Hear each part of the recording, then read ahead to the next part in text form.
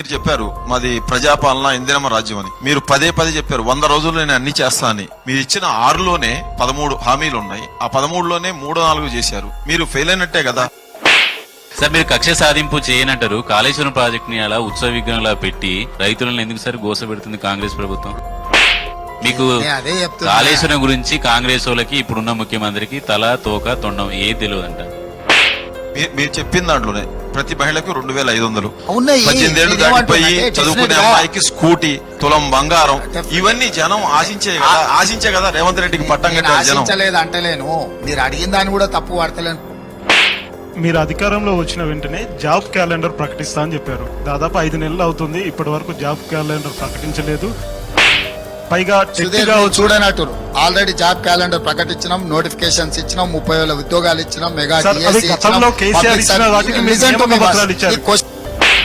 Sir DSC కావచ్చు, TET కావచ్చు, వీటన్నిటికి కూడా అసలు డబ్బులే తీసుకోము అని చెప్పేసి మీరు చెప్పారు. కానీ ఇప్పుడు ఒక్కొక్క దానికి 1000 రూపాయల లెక్క ఫీజు 2000 తీసుకుంటున్నాం, 1000 కాదు.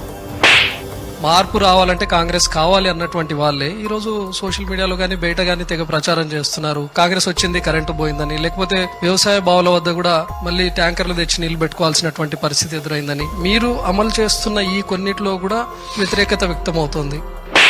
ప్రజాపాలన అని చెప్తున్నారు. ఆ ప్రజాభవన్ అక్కడ ఫిర్యాదులు తీసుకుంటా సీఎం అన్నాడు. 2 రోజులు వచ్చాడు, 3వ రోజు మంత్రులు వచ్చారు, 4వ రోజు మంత్రులు కూడా లేకుండా పోయారు. అసలు ఇప్పటి వరకు ఆడికి ఎన్ని దరఖాస్తులు వచ్చినాయి, ఏం సమస్యలు తెలియదు. ఇదా ప్రజాపాలన?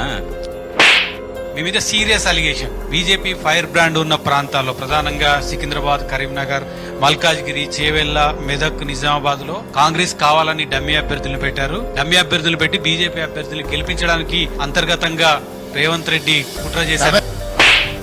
రేవంత్ రెడ్డి గారు మీరు ప్రతిపక్షంలో ఉన్నప్పుడు ఓఆర్ఆర్ టెండర్ రద్దు చేసి దాన్ని రీటెండర్ చేస్తాం, లేకుంటే ప్రభుత్వం నిర్వహిస్తామని చెప్పారు. అయితే అలాంటి టెండర్లు రద్దు చేయకుండా మీరు అధికారంలోకి వచ్చిన తర్వాత కాంట్రాక్టర్లను బెదిరించి ఆ డబ్బులు మొత్తం తీసుకొని మీరు ఢిల్లీకి పంపిస్తున్నారు. ఏటీఎం అంటే తెలంగాణ రాష్ట్రం ఒక ఏటీఎం గా మారింది కాంగ్రెస్ కని బీజేపీ బలంగా చెప్తుంది. దాని మీద ఏమంటారు?